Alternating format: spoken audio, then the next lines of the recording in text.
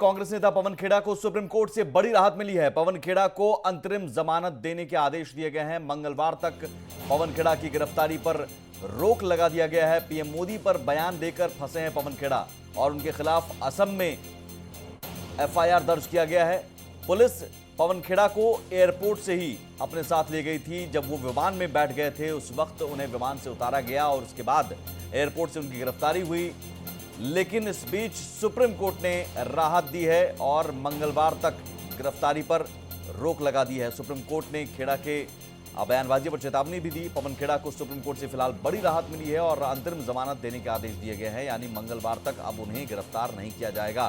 Dwarka court में इससे पहले पेशी की गई, ट्रांजिट रिमांड की कोशिश की जा रही थी, लेकिन इसी बीच सुप्रीम कोर्ट ने अंतरिम जमानत दे दी। राकेश सिंह हमारे साथ जुड़े हुए फोन लाइन पर। राकेश, अब मंगलवार तक गिरफ्तारी से राहत मिल गई, लेकिन आगे क्या?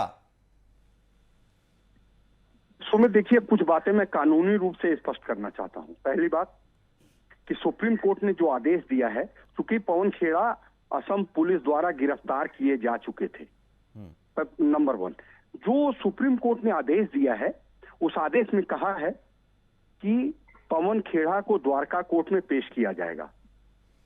नंबर दो। नंबर तीन, जो तीसरी बात सबसे महत्वपूर्ण कही है वो ये कही है, निचली अदालत को आदेश दिया है कि इस दौरान जब उनको पेश किया जाता है तो उनको द्वारका कोर्ट अंतरिम जमानत दे, यानी कि इंटरिम बेल दे। गिरफ्तार तो किए जा चुके हैं। सुप्रीम कोर्ट ने निचली अदालत को आदेश दिया है कि वो जब पवन खेड़ा पेश किए जाते हैं तब उनको अंतरिम जमानत निचली अदालत द्वारा दिया जाएगा। और सुप्रीम कोर्ट ने जो उत्तर प्रदेश है, असम है, उन राज्यों को नोटिस जारी करके सोमवार तक जवाब मांगा है। उस दिन सुप्रीम कोर्ट ये तय करेगा कि इन राज्यों में पवन खेड़ा के खिलाफ जो भी प्राथमिकी दर्ज है उनको क्लब करके कहां पे सुनवाई हो। मतलब सुप्रीम कोर्ट सोमवार को ये तय कर देगा कि जितने भी एफआईआर हैं, जितनी भी प्राथमिकी पवन खेड़ा के खिलाफ दर्ज की गई हैं, उनकी सुनवाई कहां हो, किस राज्य में हो। सोमवार को ये सुप्रीम कोर्ट तय कर देगी। हालांकि अभी तक ये है कि मंगलवार तक राहत है और आदेश दिया है द्वारका कोर्ट को कि जब तक नियमित जमानत यानी रेगुलर बेल के लिए पवन खेड़ा अप्लाई नहीं करते हैं तब तक द्वारका कोर्ट उनको अंतरिम जमानत दे, इंटरिम बेल दे। यानी अभी पवन खेड़ा रिहा होंगे, आप ये कह रहे हैं आसान भाषा में? जी बिल्कुल।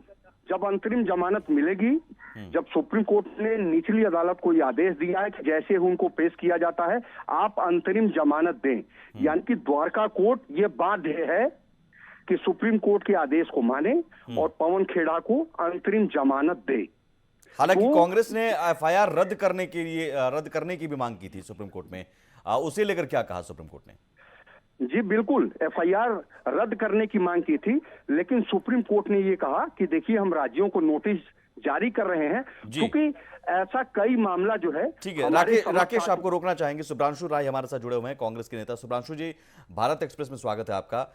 पहली प्रतिक्रिया, अंतरिम जमानत देने के आदेश दिए गए हैं, यानी लोअर कोर्ट से पवन खेड़ा को अंतरिम जमानत मिलेगी, फिलहाल फौरी तौर पर राहत। देखिए, ऐसा है सुमित जी, दो तीन बड़ी बातें हैं।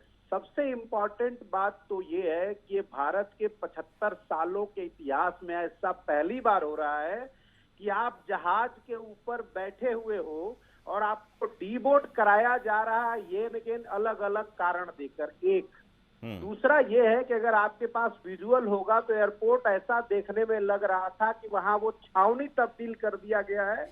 पता नहीं भारत का कौन सा मोस्ट वांटेड अपराधी है जिसको पकड़ने का प्रयास किया जा रहा है। और तीसरी इंपॉर्टेंट बात कि दिल्ली पुलिस नहीं जी, आसाम पुलिस आपको अरेस्ट करने आई है विदाउट एनी नोटिस। कोई नोटिस नहीं है, without any copy of FIR. ठीक है, हमारे संविधान ने इस देश के हर नागरिक को लोकतंत्र में बोलने का अधिकार दिया है, अपनी बात रखने का अधिकार दिया है, अपने विचार रखने का अधिकार दिया है। अगर आप स्लिप ऑफ टंग कुछ होता है तो वो हुआ है, उसके ऊपर उन्होंने अपनी बात रखी थी। लेकिन इसकी क्रिया प्रतिक्रिया ये तो नहीं हो सकती कि कांग्रेस का महाअधिवेशन, जिसमें लाखों लोग छत्तीसगढ़ रायपुर में जुट रहे हैं पूरे हिंदुस्तान से, वहां हर कोई जाना चाहता है, उसको अव्यवस्थित करने के लिए पहले नरेंद्र मोदी सरकार द्वारा वहां उनके व्यवस्थापकों के ऊपर, जो उस कार्यक्रम को करने जा रहे हैं, उनके ऊपर ईडी की रेड, और आज जब उनके नेता जा रहे हैं तो उनको एयरपोर्ट से फ्लाइट के अंदर से डील करने की कोशिश की जा रही। मुझे लगता है कि शायद लोकतंत्र के गला घोटने का इससे अलग कोई और दूसरा चेहरा नहीं होता, और देश अब नरेंद्र मोदी जी से और अमित शाह से जवाब मांगेगा, क्योंकि जिस संविधान की शपथ लेकर आप उस कुर्सी पे बैठे हैं ना, वो संविधान में डॉक्टर बाबा साहब आम्बेडकर ने सबको ये अधिकार दिया था। देश के चौथे पायदान में बैठे व्यक्ति और पहले पायदान पे बैठे व्यक्ति को सबका एक सम्मान का अधिकार है, सबके एक निजता का अधिकार है, सबके एक बोलने का अधिकार है। और शुभ्रांशु जी देखिए, कानूनी तौर पर तो फिलहाल राहत मिली है, कानूनी जो कार्रवाई होगी वो होगी अपनी जगह, और उसकी लड़ाई कांग्रेस भी लड़ेगी, पवन खेड़ा भी लड़ रहे हैं, और वो अधिकार है। लेकिन आप जिस अधिकार की बात कर रहे हैं बोलने का, आप मानते हैं सियासत में इस तरह से बिलो द बेल्ट बात होनी चाहिए? नहीं, बिल्कुल नहीं होनी चाहिए। लेकिन हम देखिए, बिल्कुल नहीं होनी चाहिए, फिर से इस लाइन को आप कोट करिए, बिल्कुल नहीं होनी चाहिए। तो क्या कांग्रेस ने पवन खेड़ा से स्पष्टीकरण मांगा? सुनिए ना, लेकिन पूरा देश तो अपने प्रधानमंत्री की तरफ देखता है, जो प्रथम कुर्सी पे बैठा हुआ है। प्रधानमंत्री जी के अगर शब्दों को आप अपनी गैलरी से उठा लेंगे तो बिलो द बेल्ट के इतने शब्द नरेंद्र मोदी जी ने कहा हुआ है, जिनको अगर हम आज जोड़ने जाएं तो डिक्शनरी के अंदर एक पूरा नया पन्ना जुड़ जाएगा।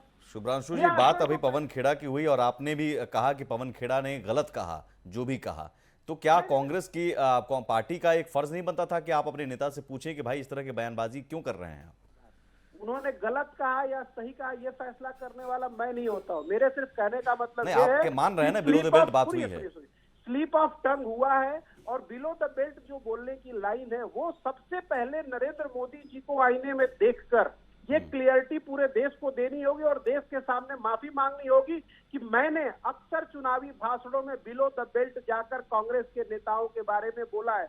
ये सबसे बड़ा सवाल पहले नरेंद्र मोदी जी से पूछा जाएगा, और आज नहीं तो कल पूछा जाएगा, आने वाले चुनावों में पूछा जाएगा कि जो भाग गए देश छोड़कर, उनको तो पकड़ते वक्त नरेंद्र मोदी और उनकी पुलिस खामोश थी, और आज आप देश के नेता को जो अपने अधिवेशन में जा रहे हैं, इसको दुर्व्यवस्थित करने के लिए आप एयरपोर्ट पे फोर्स और फौज लगा रहे हैं। ये सबने देखा है। आज ऐसे लग रहा था कि वो एयरपोर्ट नहीं है, वो एक छावनी है। शुभ्रांशु जी, बहुत शुक्रिया हमसे बात करने के लिए। कांग्रेस मान रही है कि स्लिप ऑफ टंग था, अब बिलो द बेल्ट भी बात नहीं होनी चाहिए थी। कांग्रेस स्पष्टीकरण मांगी नहीं कांग्रेस ने।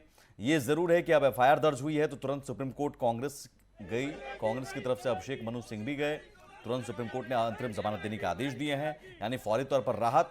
सियासी बवाल चलता रहेगा और ये तस्वीरें बयां कर रही हैं कि आने वाले दिनों में इस मुद्दे को और उछाला जाएगा। और इससे पहले आज दिल्ली एयरपोर्ट पर पवन खेड़ा की गिरफ्तारी पर हंगामा हुआ, आपको दिखाते हैं।